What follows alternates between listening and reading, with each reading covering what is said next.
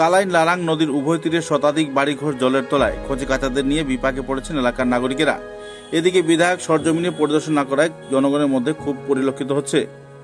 উল্লেখযোগ্য যে জনপ্রতিনিধি কোনো পক্ষই খোঁজ করেনি এলাকার নাগরিকদের।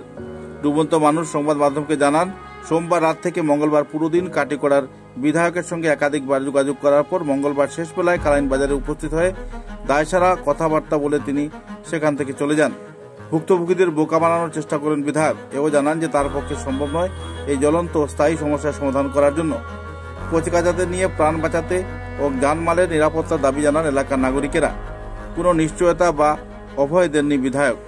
প্লাবিত এলাকায় না গিয়ে কালাইন বাজারে বাসে পরিদর্শন করেন। উপস্থিত ডুবন্ত মানুষ আবেদন করেন যে রাজপথে পরিদর্শন না করে ডুবন্ত এলাকা পরিদর্শন করলে বিপদগ্রস্ত মানুষের দুঃখ দুর্দশা তিনি অনুভব করতে পারবেন। নিজের স্বচক্ষে দেখলে বুঝতে পারবেন এসব এলাকার মানুষ কিভাবে বসবাস করে আসছেন।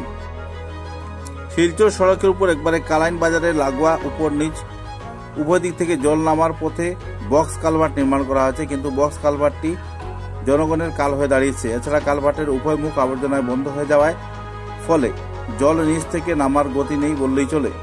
দিনের প্রবল বর্ষণে কালাইন বাজারে কোনো সময় জলমগ্ন হয়ে যায়। সে সময় এলাকা প্রতি বছরের মতো বর্ষার সময় বাড়িঘর জলের তলায় তলে যায়। এগুলি হচ্ছে ধুমকর, শালিগ্রাম, ব্রাহ্মণগ্রাম, সুন্দাউরা ইত্যাদি এলাকায় অধিকাংশ ঘরের ভিতর কোমর জল পর্যন্ত বেড়ে গেছে। প্লাবিত এলাকা প্রতি বছর প্রভাবিত হচ্ছে।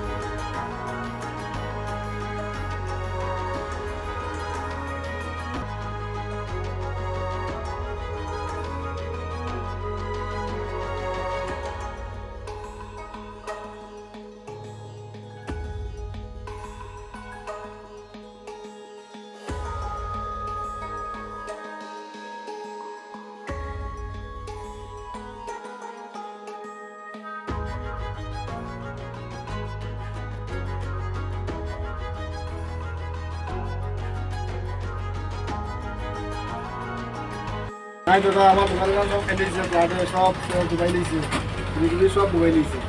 দাদা অবস্থা নাই, সব দেখতে একটা জলই দিচ্ছে।